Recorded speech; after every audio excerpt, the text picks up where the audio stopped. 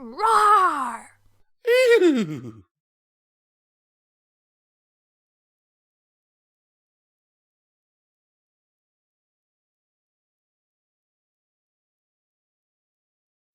Princess Celestia and the Laser Pointer by SirNinji. Catch that dot! Note: here's a simple one-off story that I thought of a week ago and have been dying to put into words. Sunshine basked the towers of Canterlot Castle, bringing in the afternoon from the sunny morning. Guards and workers walked throughout the castle, performing their daily tasks of housekeeping or keeping guard of secure areas. It was another typical day, and the princess had left their thrones to wander around the castle. A Pegasus guard stood near the empty throne, letting out a slight yawn as his belly rumbled. He peered past the podium and saw a unicorn guard standing by. He cleared his throat and got the unicorn's attention. "Listen, I'm gonna get some coffee. Do you want something?" The unicorn thought for a moment and replied, "Yeah, I'll have a coffee. I'll keep watch while you're away." The Pegasus nodded and walked off. "Thanks, man." He walked down the carpet, past the array of fountains and plants to the doorway. He took a left and walked out an archway and into a garden path. A canopy over the walkway. He walked into the Hall of Elements and gazed at the stained glass windows, showcasing world-saving events. He walked down the path and took another left, and passed a room, catching a glimpse of Princess Celestia leaning down, wiggling her rump in the air. With a double take, he walked backwards to the room and walked inside. He stood beside Princess Celestia, who had lowered into a pouncing position and stared at the floor. The guard looked back at her, becoming slightly confused. "Excuse me, princess?" The princess shushed him, crawling very slowly to the wall in front of her, still in her pouncing position. The guard walked to her again and asked, "Princess?" She looked at him curiously, as if she wanted to continue her search. The guard stared at her confusion, looking at the wall. "What are you doing exactly?" She looked back at the floor again. "I'm looking for something." "May I ask what?" "It was a little, I don't know what it is." "Then why are you looking for it?" "I'm not sure." She stood up and stretched her neck, walking out the room with the guard. "I think it's gone now, so I'll be heading back to the throne room if you—" She turned her head back to him and saw a red dot in the corner behind him, her eyes glistening with excitement. She crouched again and dashed for the dot. "There it is!" She barged past the guard, knocking him to his hoofs, and chased the dot around the room, jumping up to try and catch it as it climbed the walls, forgetting that she could fly. "Wait! Don't you try and escape from me, you little thing! I only want to—" The dot left the wall and headed out the room, prompting Celestia to give chase. "Hey! Don't run away! Come back here!" She ran out of the room, the guard lifting himself to his feet as he felt for his helmet, knocked off by the princess. He looked at the doorway, hearing Celestia clamber out into the hallway, and brushed himself off. "I had no idea what just happened, but I've gotta find out." He put his helmet back on and ran for Celestia. Celestia ran through the hallways, chasing this red dot down the path as she unknowingly barged past housemaids and cooks who were passing by, knocking trays of food and tea out of their grasp. The dot dashed into the kitchen, Celestia stopping as she walked inside. She looked around the kitchen, filled with chefs and waiters of all sorts, the room bustling with voices. She moaned and thought, "Oh, it could be anywhere by now. Might as well look for it." She crouched down and crawled beside the side of the middle table, nudging chefs with her rear. "Sorry, excuse me, beg your pardon," she said as she nudged chefs, distracting them as they watched their princess crawl in front of them. She stopped at a chef icing a cake and saw the dot make an escape out the other door. She stood up quickly and ran out the door, hitting the chef with her rear and causing the chef to spray icing on his co-workers and also himself. Found you! Now get back here, you naughty little dot! The chef stared at his icing-covered co-workers and sighed. Is it me, or is this job starting to make me realize that I should have stuck with painting, like Mother wanted? Celestia walked into the dining hall, a maid polishing the table with a cloth.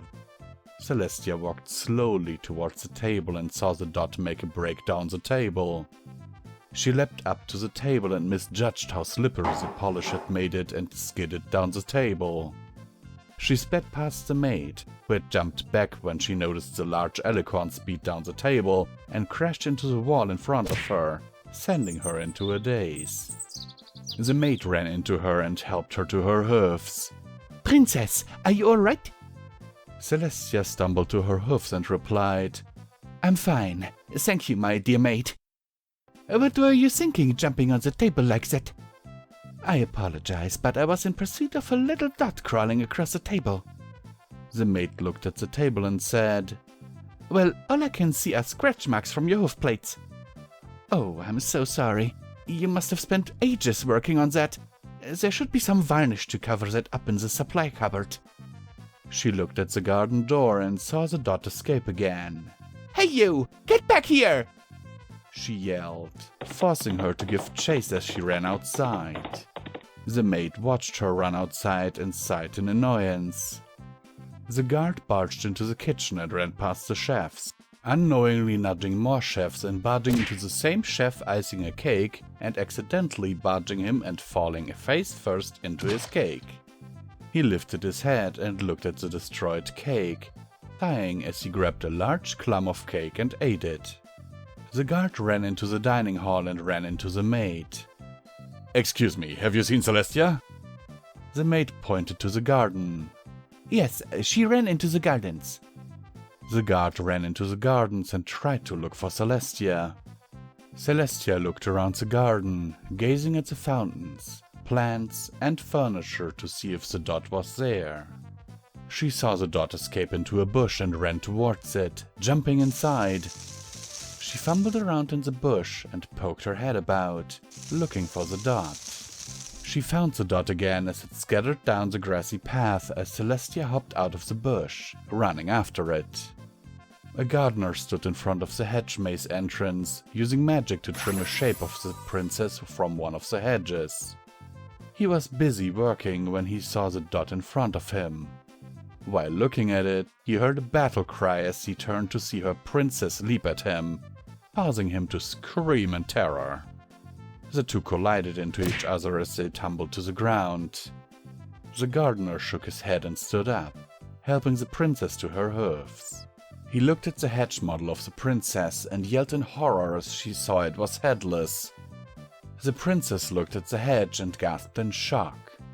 Oh, goodness! I'm so sorry! I didn't mean to do that! The gardener looked at her and replied, It took me 9 hours to finish that, and now look at it. He sat on the grass, starting to cry after losing his work. The princess looked at him with guilt and leaned down to him, giving him a hug. He nodded and replied, Thank you. I think I can try again. Celestia saw the dot zip past and crouched to chase again. Oh, there's no need to thank me. I'm always here to help those in need. She dashed off again, leaving the gardener satisfied after her nice gesture. Celestia stopped by the ponds as she looked around the ponds and fountains. She walked down the path to the large canterlot fountain with 2 statues of Celestia and Luna adorning the end of the fountain. She looked down and saw the dot at the fountain floor about 15 feet away. Aha! You may hide down there, but I will get you! She said as she removed her crown, taking a breath before she jumped in. Not before 2 guards saw her dive into the fountain and watch in bewilderment. Celestia swam to the bottom of the fountain, feeling the freezing cold water brush against her body as her mane glowed in the dark waters.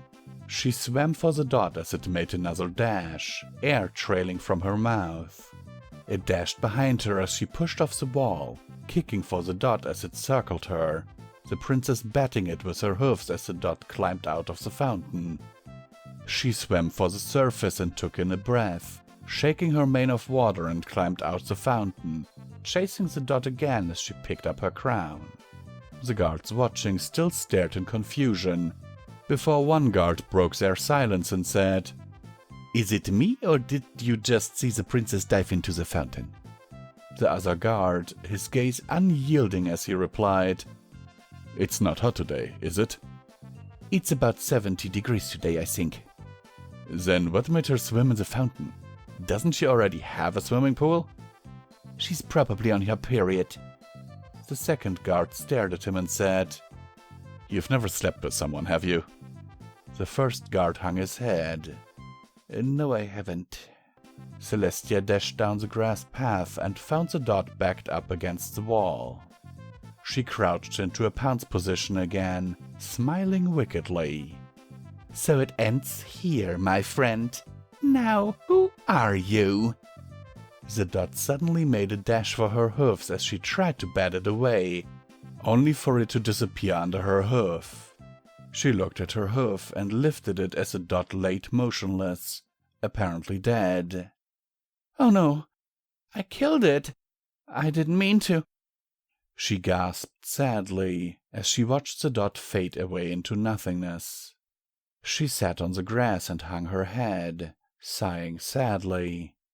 The guard eventually ran to her and said, "There you are, princess. I've been looking all over for—" He stopped speaking when he found Celestia hanging her head and sighing.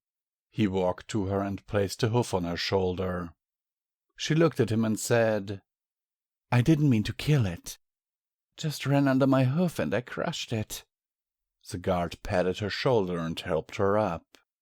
"It'll be all right. Whatever it was just confused, and what you did was an accident. Now, how about we head back and get some coffee?" Celestia nodded and walked back with him. "Sounds fair." As the two walked off, a small laser pointer was being hung over the perch of a rooftop by some dark purple magic. Viewing through a screen of the same color magic, having watched the whole events, was Princess Luna, who was lying on her back on her bed, laughing her head off. She sat up, teleported the laser pointer to her and flashed it on the wall, causing her to laugh again. "Oh, this modern technology is ever so hilarious! I must thank Pipsqueak for sending me this wonderful device. I think I shall be using it again."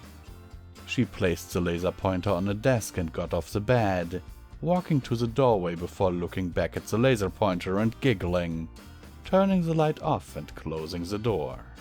The end.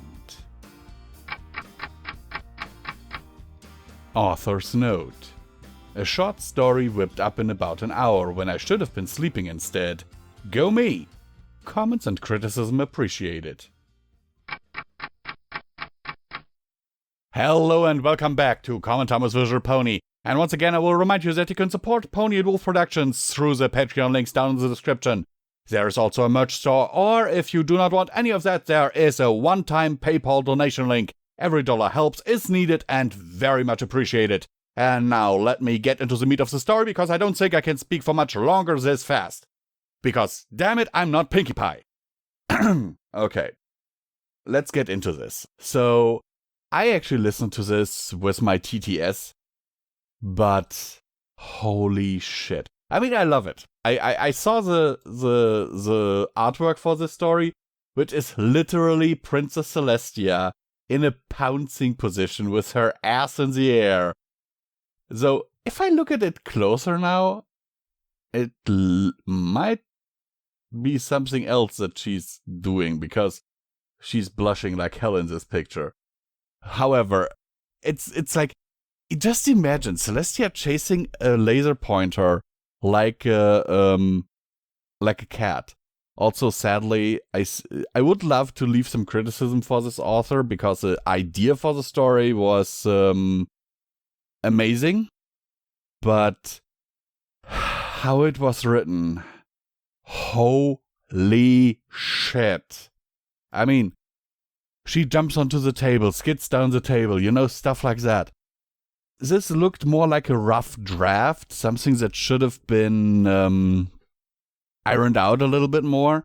But then again, cut this author a little bit of slack because, as he says in his author's notes, it was written in about an hour when he should have been sleeping. But, yeah, also this author says himself in his bio, coming back on the roundabout, I'm the guy who specializes in spike stories. Okay. Sadly, this, as I said, I would have loved to give this author some feedback, but there is, I think, no way that will happen because this author has last been seen on the 21st of July, 2016, so 5 years ago. So I think it's pretty safe to assume that they will not be returning to the fandom, at least not as an author. Maybe with G5, but I doubt it. Anyhow, I loved it.